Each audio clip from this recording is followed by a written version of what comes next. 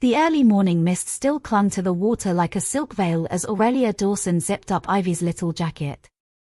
Their rented lakeside cabin, tucked beneath the pines near Windermere, had the charm of an old storybook, worn timber walls, creaky floorboards, and windows that welcomed the soft, haunting wind from the lake. Felix stood by the edge of the dock, sipping coffee, gazing out into the still waters as though waiting for something, or someone. Aurelia watched him from the kitchen window, trying to ignore the weight in her chest. He had been distant for weeks, ever since he returned from a solo business trip to Manchester. Colder. Secretive. Smiling less. "This trip will fix us," she had whispered to herself when booking the holiday. "We need this." But things hadn't changed. Felix slept late, disappeared on walks, and barely touched his meals. The man who once left love notes on her pillow now seemed like a shadow wearing his skin. On the third morning, after breakfast, he told her he wanted to take a walk alone around the water's edge. "Just a moment to clear my head," he said with a half-smile that didn't reach his eyes. Aurelia nodded. She didn't protest. Maybe space was what he needed. Maybe he'd return with something kind to say. But he didn't return. Not by lunch. Not by evening. Not even as twilight turned the lake silver and the pines black. Aurelia called the local police just after 8. Within an hour, 2 officers arrived. They searched the area, checked nearby trails, even brought in a dog unit. His tracks led to a narrow woodland path, but stopped at a rocky ledge above the lake. "There's a chance he slipped," one officer told her, gently. "The rocks are slick this time of year. Strong currents below." Aurelia's legs buckled. She sat on the edge of the porch steps, holding Ivy close as the child asked over and over, "Where's Daddy gone?" No one had answers. That night, while Ivy slept, Aurelia sat alone in the cabin, staring at the damp coat Felix had left behind. His phone was missing. So were his wallet and passport. Strangely, his suitcase was still untouched. Something was off. The next morning, as she struggled to get Ivy dressed, her daughter reached into her tiny backpack and pulled out a neon-pink plastic camera. One of those toys that clicks when you press the button but also happens to record short clips. "I was making a movie," Ivy said proudly. "About our family holiday." Aurelia smiled weakly, then paused. "What did you film, sweetheart?" Ivy shrugged. "I followed Daddy last night. I didn't tell you, 'cause he said it was a secret walk." Her fingers went cold. Aurelia took the camera gently and pressed the tiny play button. The low-resolution footage jittered, blurry and shaky, but what she saw turned her blood to ice.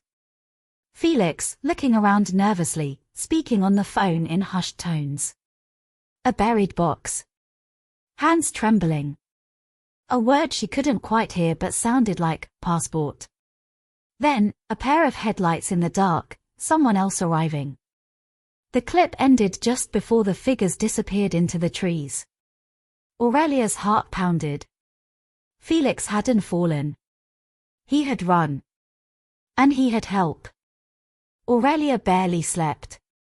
The toy camera lay on the coffee table, its garish pink frame now carrying the weight of something far more sinister than play. Morning light spilled through the slats of the blinds, casting long shadows over the worn wooden floor. Her coffee sat untouched. She replayed the clip again and again, pausing on Felix's face, his eyes darting, his voice low, his body tense. Then, that single frame, the moment another figure stepped into the distance. Tall. Hooded. A grey jacket. Too far to identify, yet unmistakably present. Felix was meeting someone. Aurelia didn't tell the police. Not yet. She needed time. Answers. Proof. They already believed Felix had drowned. To come forward now, with a toy camera and a child's account, would only make her sound unstable. Worse, delusional. She waited until Ivy napped, then returned to the path where Felix's tracks had ended.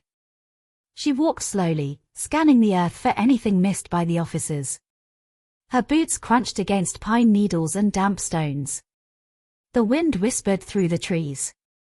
Then, just beyond the bend in the path, she spotted it, a faint mark on the soil, barely visible unless you were searching for it, a circle of disturbed earth beneath a fallen tree. Her hands shook as she knelt down, brushing away moss and leaves. Something metallic caught the light. She dug carefully with a fallen branch until she uncovered a small lockbox, covered in scratches and mud. No lock. Just a catch. She opened it. Inside lay 3 things, a passport, a mobile phone, and an envelope. The passport bore Felix's name, but not his picture. It was another man entirely.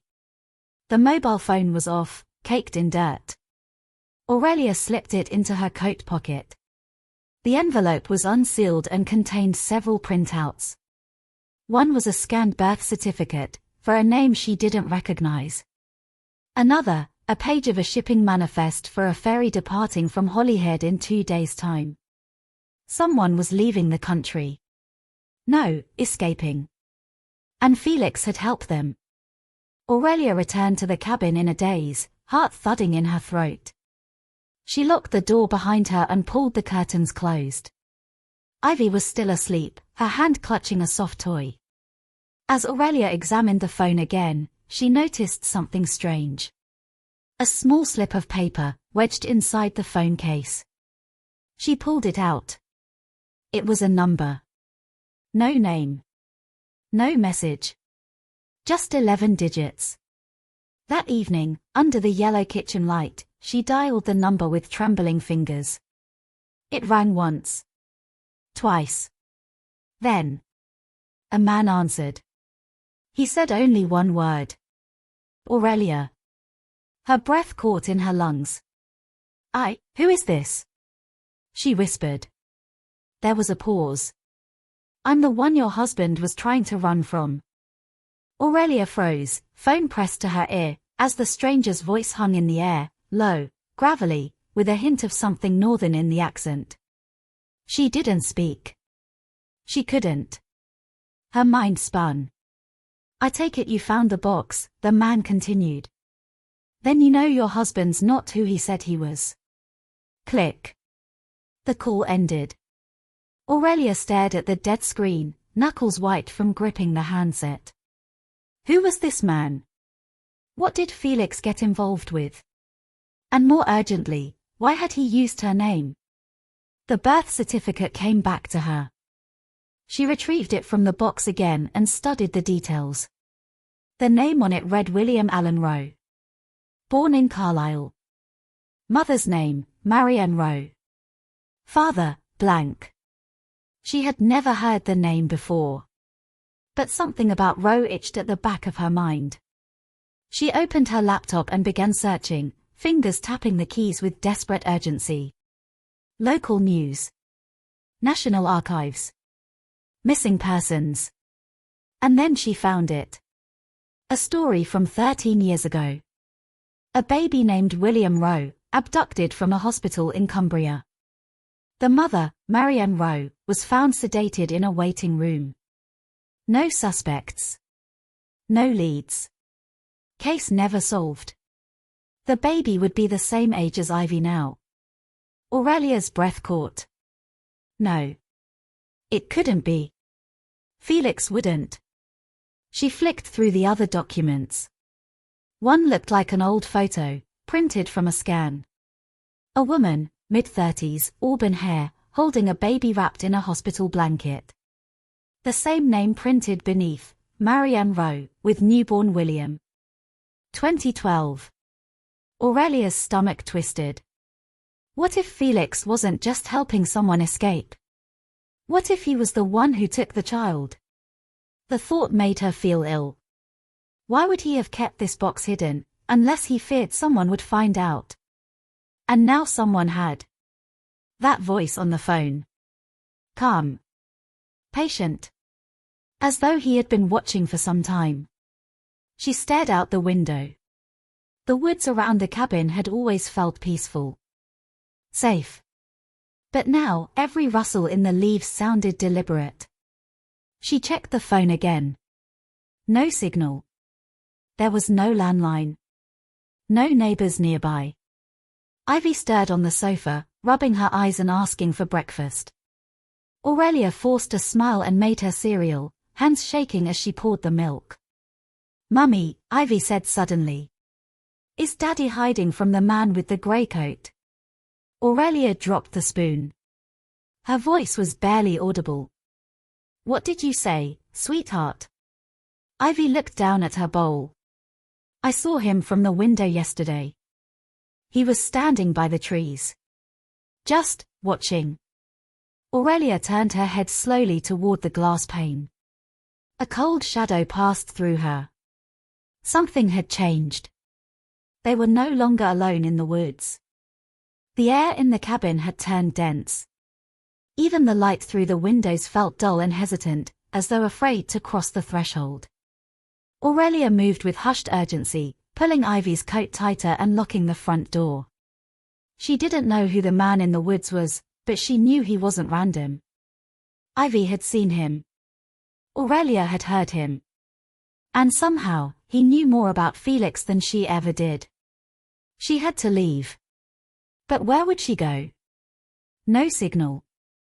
No working car. Felix had taken the keys with him. The nearest village was miles away, and the forest between here and the road was thick, uneven, and quiet in the wrong sort of way. Aurelia made a decision.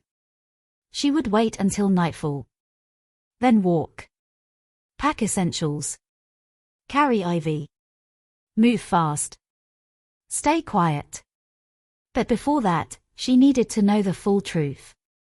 If there was something else in this cabin, something Felix had hidden, now was the time to find it. She began in the bedroom. Drawers. Nothing. Under the bed. Dust and a forgotten sock. She tapped gently on the wooden panels, listening for changes in sound. Hollow spots. Loose boards. Nothing, until she reached the far corner, just beneath the dressing table. A faint creak. Slightly raised. Different grain. She fetched a knife from the kitchen and pried it open. A small space. Inside, wrapped in old newspaper, was a photograph. A real one this time. Not scanned. Worn at the corners. It showed Felix, younger, with shorter hair. His arm around a woman she had never seen before. She was heavily pregnant. They stood in front of a grey council house, dated by the faded car in the background, late 2000s, maybe. But what made Aurelia's skin crawl was the name scrawled on the back in hurried pen. Felix and Marianne. 10 days before. No last name. No year. Just those words. Aurelia felt sick. So Felix had known Marianne Rowe. He had been part of her life. 10 days before what? The birth. The abduction. Something else. She sat heavily on the edge of the bed, the picture trembling in her hand. He had always told her they met at university in London. That he had no past to speak of. That his parents had died early, that he had no siblings, no old friends. A clean slate. But it wasn't clean. It was soaked in lies. As night began to fall outside, Aurelia packed quickly, essentials only. Some food. A blanket. A torch. Ivy's bunny. And the documents. She dressed Ivy in warm clothes and kissed her forehead. "We're going on an adventure," she whispered, forcing a smile. They waited until the stars came out. Then, with the photo buried deep in her coat pocket and her child pressed against her shoulder, Aurelia stepped into the woods. The darkness was thick. Soundless. But halfway down the path, something moved. She turned sharply. There, just meters behind her, stood a silhouette. The same grey jacket. This time, it was not standing still. It was walking straight toward them. Aurelia stood frozen, clutching Ivy against her chest. The torch in her hand trembled slightly, its beam catching on trees that loomed like sentinels. The figure in the grey jacket drew closer, slow, deliberate, unafraid. She took a step back. "Stop," she called out, her voice unsteady. The figure did. Moonlight filtered through the branches, casting a pale sheen across his face. He was older than she expected, late 40s perhaps, with sharp eyes and lines etched deep around his mouth. He wore no hood now. Just a calm, unsettling expression. "I don't want to hurt you," he said quietly. "Or your daughter." "Then why have you been following us?" Aurelia hissed. "Because I need to talk to you. I wasn't sure you'd believe me if I came to the door. I still don't." The man sighed, rubbing his gloved hands together. "I'm not police. I'm not press. I'm not here to threaten you. I'm here because of Felix." At the mention of the name, Aurelia tensed. "You knew him?" "Oh, I know him," the man said, stepping forward just enough to stay visible in the torchlight. "Knew him when he was calling himself Jonas Fielding. Back in Cumbria. I knew the girl too. Marianne." Aurelia's mouth went dry. He reached into his coat pocket slowly, carefully, and held out a small, leather wallet. Inside was a folded photo, a younger Felix, with a different hairstyle but unmistakably him, standing beside Marianne. Their hands entwined. Behind them, a caravan park sign. "Marianne was my sister," he said softly. Aurelia flinched. The man nodded. She was 15. Vulnerable. Thought he loved her. He disappeared a week before the baby came. Then, 3 days later, she woke up in hospital. Sedated. Baby gone. Ivy whimpered softly against Aurelia's shoulder. She rubbed her daughter's back instinctively. "I looked for him for 13 years, the man continued. Never stopped. Found that name, Felix Dawson, on an old shipping log. Took a while to link it. You were just the next lie. You think I knew about this?" Aurelia spat, her voice cracking. "No. I think you're caught in it. But you're holding the child he raised." Aurelia's heart twisted. "Ivy is mine. I gave birth to her." The man's brow furrowed. "I don't doubt that. But ask yourself, do you even know how he lived before you? How he got that teaching job? The passport he used to apply for it?" Aurelia didn't answer. She couldn't. Because now, she wasn't sure. "Where is he now?" she whispered. The man's eyes narrowed. "Gone. Ran when he saw me in Ambleside. That's why he staged the disappearance.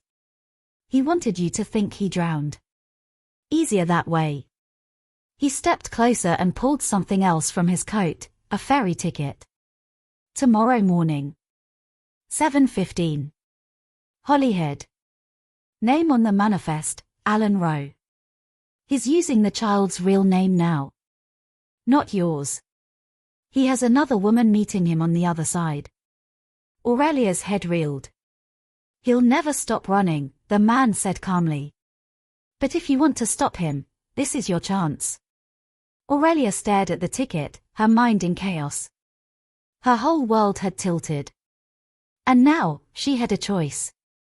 Turn and run into the woods, or follow the stranger into the darkness and uncover the last, ugly piece of the truth. She looked down at Ivy. Then stepped forward. The morning air was thick with mist, curling low across the concrete as Aurelia stood beneath the flickering security lights of the Holyhead ferry terminal. Ivy clung to her coat, half asleep, her little fingers cold despite the gloves. The stranger, Elliot, checked his watch without speaking. "He's here," he murmured finally. "That's the car." Aurelia's breath caught in her throat. A silver Vauxhall pulled into the lot, headlights dimmed. Felix stepped out, wearing a navy jacket and a cap pulled low over his eyes. He looked nothing like the man she'd shared her life with. He moved differently. Cautious. Sharp. A young woman stepped out from the passenger side. She was tall, smartly dressed, with a suitcase in one hand and a toddler on her hip. Aurelia stiffened. That's his child?" she asked in disbelief. "Her name's Annabelle." "About the same age as Ivy," Elliot replied. "He kept them hidden." "Parallel lives." "All lies." Aurelia's knees went weak. She had suspected affairs, moments of distance, little white lies, the shift in tone, but another family. Ivy stirred. "Mummy, where are we?" Aurelia crouched beside her, brushing a strand of hair from her face. "We're just watching someone very silly, sweetheart. But don't worry. We won't let him hurt us again." The loudspeaker crackled overhead. Final boarding call for passengers to Dublin. Felix began walking towards the boarding ramp, holding hands with the other woman. From the side, he looked serene. Proud. As though this were the beginning of a new life, again. "What do you want to do?" Elliot asked. Aurelia stood slowly. Her heart thundered in her ears. She had imagined this moment over and over. A confrontation. A scream. A slap. Something dramatic. But now, standing here, she felt, still. "He wants to disappear," she said aloud. "Fine. Let him vanish. Let him live with the weight of this." Elliot raised an eyebrow. "You're not going after him?" Aurelia shook her head. "No. He wants to run. Let him. But I'm going to make sure the story he left behind haunts him forever." She reached into her handbag and pulled out a small USB stick. Photos. Videos. Recordings. From Ivy's camera. From mine. Every lie. Every threat. Every time he swore to protect us, then vanished. Elliot took the stick and nodded slowly. "There are people who'll want to see this. Let the truth do what I can't." Aurelia watched as Felix's figure disappeared up the ramp. The woman with him never looked back. Neither did he. And yet, for the first time in weeks, Aurelia didn't feel abandoned. She felt free. But as she turned to lead Ivy away from the terminal, Elliot's voice called softly after her. "There's something else." Aurelia stopped. He handed her a worn envelope, her name scrawled across the front in Felix's handwriting. He posted it from Ambleside. "I intercepted it." Her hand trembled as she took it. The seal was still unbroken. She looked up at Elliot, eyes wide. "What's in it?" she asked. "I haven't read it. But something tells me it's not a goodbye." The envelope felt heavier than paper had any right to be. Aurelia stood alone in her kitchen that night, Ivy already asleep upstairs. The cottage was quiet but for the faint hum of the fridge and the ticking of the old clock on the wall. She turned the letter over in her hands, the name, Aurelia Whitmore, written in that slanted, familiar scrawl that used to leave notes in her coat pocket. Back then, it meant love. Now, it felt like poison. With a sharp inhale, she opened it. The first line stopped her cold. "If you're reading this, I know I've failed you. Again." It was Felix's voice in her head. Calm. Controlled. Cowardly. "I was never good at staying. Not really. I told myself I was protecting you. But truthfully, I was running, from you, from Ivy, from the dull ache of being known too well. I wanted to be someone else, and with them, I could pretend." Aurelia clenched her jaw. "The child is mine. Her name is Annabelle. But the woman isn't someone I love. Not like I loved you. She was convenience. She never asked questions. She didn't expect anything from me but lies I was willing to tell. Aurelia read on, her hands tightening with each paragraph. I know about the camera. Ivy's little lens on the world. That was how I knew I couldn't hide forever. You always taught her to look for the truth, didn't you? There was a pause, as if the ink itself hesitated. If I had stayed, I would have destroyed you. Just like I destroy everything. And maybe I still will, even from afar. But you need to know, when you see the headlines, when they come asking questions, I didn't disappear. I was erased. Her heart stumbled. What did that mean? They're not who they say they are, Aurelia. The ones I left with. They're watching you too. And I think they want something from Ivy. A chill crept up her spine. There's money, yes. But it's more than that. A legacy. A debt I inherited, and one they plan to collect, with or without my help. Aurelia blinked. This wasn't guilt. This was warning. Protect Ivy. Not just from me. From them. From the shadows I let into our lives. There's a name, Jonathan Ainsley. He'll find you. He always does. The letter ended without a signature. Just white space. Aurelia slowly sat down, the paper trembling in her hands. Her chest ached with something deeper than fear, something ancient. A sense of being hunted. Who was Jonathan Ainsley? And what could he possibly want with her daughter? Upstairs, Ivy stirred. A soft creak on the floorboards. And in that moment, Aurelia knew something had shifted. Felix was no longer the threat. It was whoever he had run from. The morning was cloaked in heavy mist, the sort that clung to your skin like breath held too long. Aurelia had barely slept. Ivy was downstairs, watching cartoons with her cereal, blissfully unaware that her mother had read a letter that changed everything. Aurelia packed a small bag. Essentials only. Passports. Birth certificate. Ivy's favorite bunny. She didn't have a plan, but she had instinct. And it screamed, run now. The letter had been clear. Jonathan Ainsley would come. And she didn't doubt it. She was just tightening Ivy's shoelaces when the knock came. 3 slow, deliberate taps on the wooden door. Her breath caught. She rose slowly, moving to the window beside the door and peeking through the curtain. There he was. A tall man in a charcoal coat stood in the mist, his face shadowed by the brim of a grey flat cap. He held nothing. Said nothing. But he looked directly at the window, as though he already knew she was watching. She backed away, heart racing. Stay here, she whispered to Ivy, forcing a smile. But Mummy. I'll just be a moment, darling.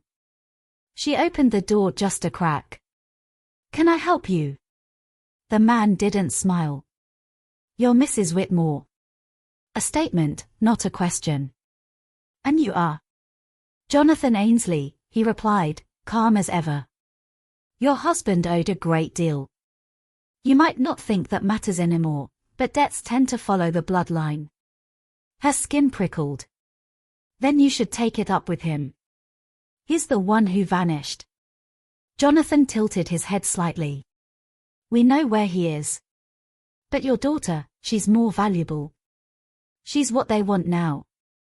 Aurelia gripped the door. Ivy has nothing to do with this. On the contrary. She has everything to do with it. She shut the door in his face, locked it, bolted it, then ran, straight to the back, grabbing Ivy and the bag. The back door slammed behind them as they tore across the garden. Ivy, confused and frightened, clutched her bunny tightly. Mummy, where are we going? Somewhere safe, love. Hold on tight. They reached the car, engine roaring to life as Aurelia reversed down the gravel path. Through the mirror, she saw Jonathan watching, unmoving, arms behind his back like a man waiting for a train he knew would return. But she wasn't coming back. Not to that house. Not to that past. They drove for hours, winding through back roads and motorways, finally reaching a quiet seaside town in Northumberland. Aurelia booked a cottage under a different name, paid in cash, and drew the curtains tight. That night, as Ivy slept under fresh linen sheets, Aurelia stared at the ceiling. She knew Jonathan would not stop. Not until he got what he came for. But there was one thing he did not count on. A mother with nothing left to lose. She reached for her phone, opened a secure app Felix once used, and typed out a message. To contact unknown. Subject, legacy. Message, you were right. He came. I need your help. It's not just Felix anymore. They want the girl. Send. Seconds later, the reply came. I've been waiting for your message. I'll be there by morning. Do not open the door for anyone else. Aurelia stared at the screen. There was a knock. Not on the door. On the window. Soft. Measured. Just like before.